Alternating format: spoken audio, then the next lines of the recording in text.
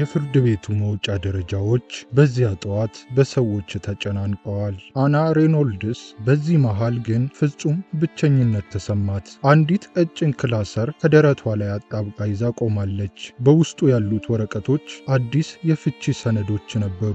ባለቤቷ ማይክል ሬኖልድስ ጥቂት እርምጃዎች ርቆ ቆሟል። ሰዓቱን ደጋግሞ ይመለከታል። ቀረብ አለና ቀደም ብዬ ነግሬሻለሁ አለ ማይክል። ይህ ድራማ አያስፈልግም ነበር አላት። አና ቀና ብላ ተመለከተችው። 10 ዓመት ሙሉ የዘለቀ ትዳር ፍጻሜው እንዲህ ሆነ። ባለፈው ሳምንት ነው እናቴን የቀበርኩት አለች አና በለሰለሰ ድምፅ። እባክህ ቢያንስ ዛሬ ይህንን ነገር ባናደርገው አለች። ማይክል ተበሳጭቶ እናትሽ በፊትም ኖሮ አይባልም አና፣ ምንም እንደተለወጠ አናስመስል ሲል መለሰላት።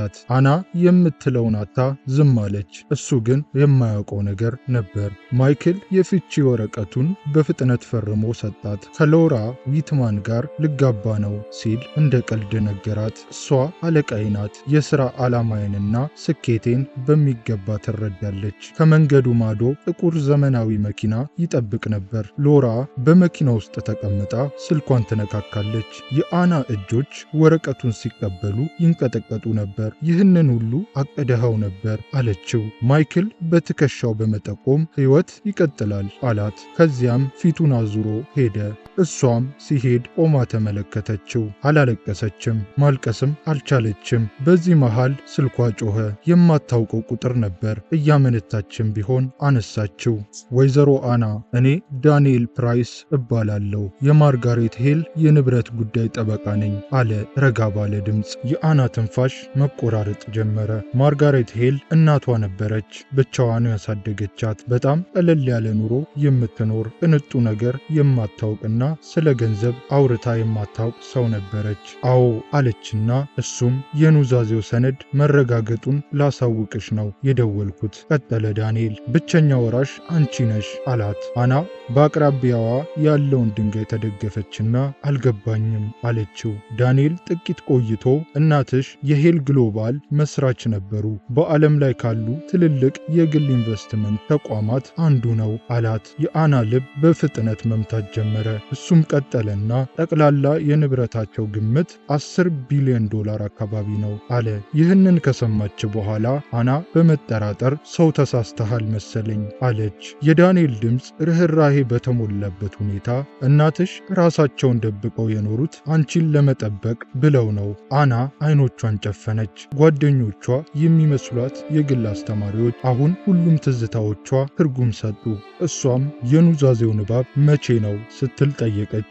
ነገ ጠዋት ሲል መለሰ ዳንኤል። ደግሞም ሌላ ነገር አለ አለና እሷም ትንፋሿን አጣርጋ ማዳመጥ ጀመረች። የባለቤትሽ ኩባንያ ሄል ግሎባል በቅርቡ አብዛኛውን ድርሻ ገዝቶታል። አና ስልኩን የያዙ ጣቶቿ ጠነከሩ። ማይክል፣ ሎራ፣ ሁሉም ነገር በድንገት ተሳሰረ።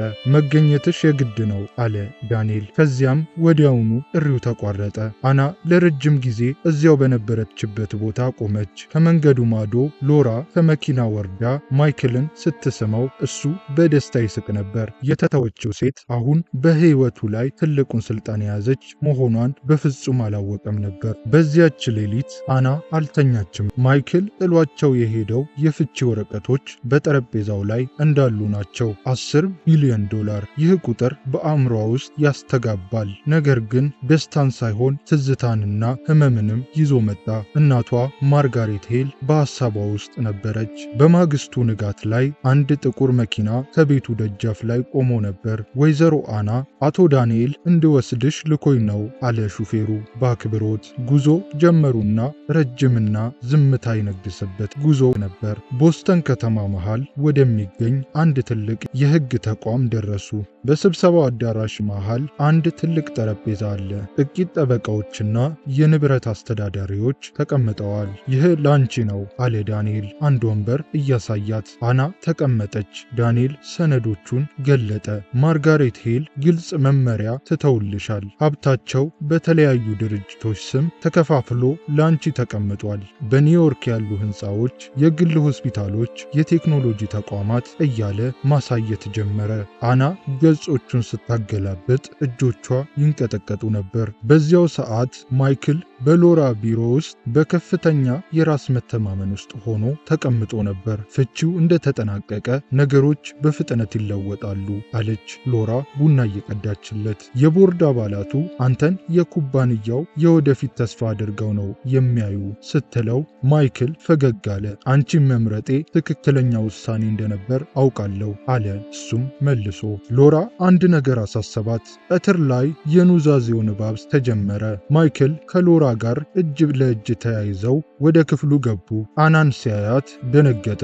የተለየች ሆናለች። ረጋ ያለች፣ ቀጥተኛና ጠንካራ። እሷ እዚህ ምን ትሰራለች ሲል ለሎራ በሹክሹክታ ጠየቃት። ሎራ ግራ በመጋባት አላውቅም አለች። ዳንኤል ቆሞ ንግግር ጀመረ። በዚህ የተገኘነው የማርጋሬት ሄልን የኑዛዜ ቃል ለማንበብ ነው። ማይክል ትኩረት አልሰጠውም ነበር። እሱ አናን በመመልከት ተጠምዷል። አልተሰበረችም፣ አልተጎዳችም። ይልቁንም ለሚከሰተው ነገር ሁሉ የተዘጋጀች ትመስላለች። ዳንኤል ንባቡን ቀጠለ።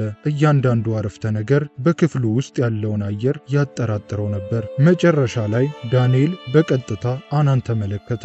ለልጄ ለአና ሬኖልድስ ብሎ አነበበ። ሁሉንም ነገር ትቻለው ሲል ክፍሉ ጭልጥ ያለ ዝምታ ሰፈነበት። የማይክል ፈገግታ ጠፋ።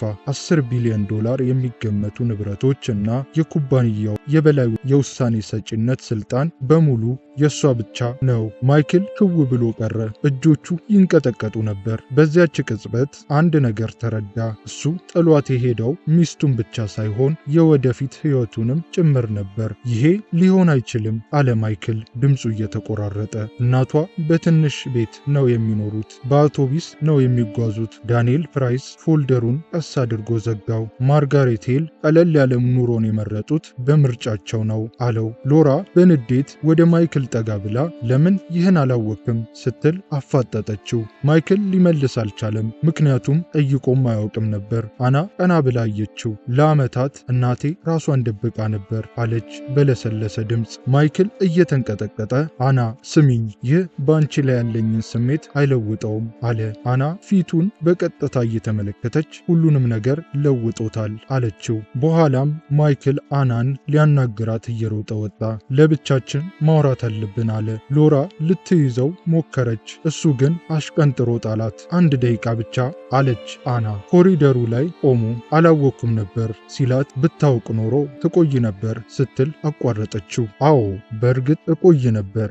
አና አንገቷን በመነቅነቅ ለዚያ እኮ ነው ባታውቅ ደስ የሚለው አለችው። አሁን እውነቱን አየው። አንተ የወደድከው ምቾትህን እንጂ እኔን አልነበረም። ስህተት ሰርቻለሁ አለ። አሁን አንተ የራስህን ምርጫ መርጠሃል አለችውና ሄደች። በዚያው ዕለት ከሰዓት በኋላ ኢሜሎች መላላክ ጀመሩ። ቦርዶች ተሰበሰቡ።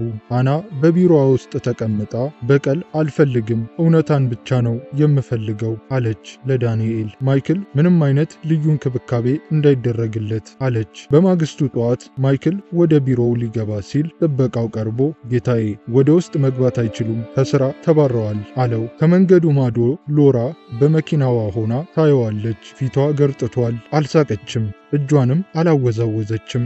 መኪናዋን አስነስታ ሄደች። ከ3 ቀናት በኋላ ማይክል ወደ ሄል ግሎባል ዋና መስሪያ ቤት ተጠራ።